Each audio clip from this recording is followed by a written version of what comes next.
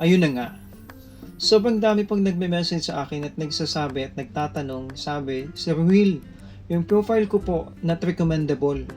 Sir Will, yung profile ko po growth at risk. Sir Will, yung profile ko po ang daming violations. Aminin po kasi natin na sobrang dami sa atin o halos lahat sa atin hindi po nagbabasa ng palisihan ni Meta. Basta na lang makapag-post at gawin yung mga profile na professional mode at mag-uumpisa ng mag-post, hindi man lang natin binabasa yung palisihan ni Meta. Kung pupunta po kayo sa baba ng mga profile nyo, nakalagay dyan na menu, punta ka sa help and support, tapos punta kayo sa support, makikita nyo po dyan yung policy guidelines. May tatlong palisiya po si Meta at isa po doon is yung community standards. Sa community standard po niya, nakapaloob po yung authenticity, safety, dignity, saka yung privacy po. Ibig pong sabihin sa authenticity, kailangan po lahat ng ina-upload natin na videos is original po. Bawal po ang mga video na kinakopy lang natin at sinisave natin na hindi naman talaga sa atin at ina-upload natin sa mga profiles natin. Kaya po hindi kayo namo-monetize dahil isa po yun sa mga dahilan. Pangalawa naman is bawal po ang hate speech o di kaya ang paggawa ng mga post na di kaya-ayang mensahe o di kaya ang pag-comment dun sa comment box sa mga di kaaya-ayang words talaga na ginagamit. Bawal po ang lahat ng yun. Lalong-lalo na kung monetize ka na, maari pong ma-demonetize sa mga profiles niyo po.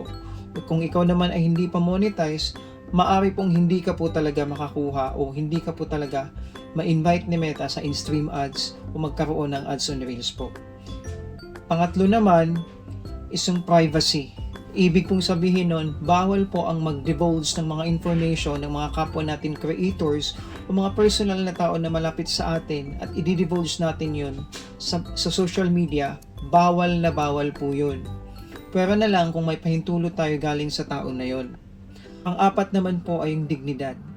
Lahat po tayo ay may pinangangalagaang karangalan at kailangan po nating irespeto iyon.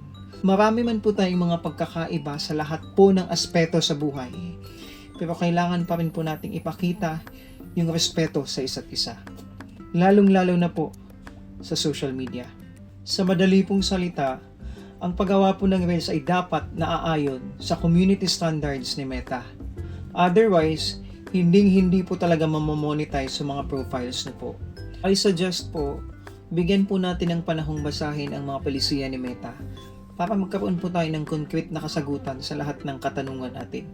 At para naman sa lahat ng content creators na namumblema sa mga profiles nila dahil madami silang violation, I suggest po, linisin niyo po yung mga profiles niyo. Way back pa kung kailan kayo nag-umpisa. Kasi sabi nga ni Meta doon sa profile ko, you are an analyst. Ibig pong sabihin, kailangan mong i-analyze lahat ng naipost mo na kung karapat-dapat bang nasan doon yun sa profile mo o hindi ka ba nakakasakit ng kapwa nyo. Kaya linisin niyo po lahat yun at hopefully maging maayos po lahat ng mga profiles at mamonetize po yung mga yun po. For more tips and questions on creating Reels, follow for more. Bye!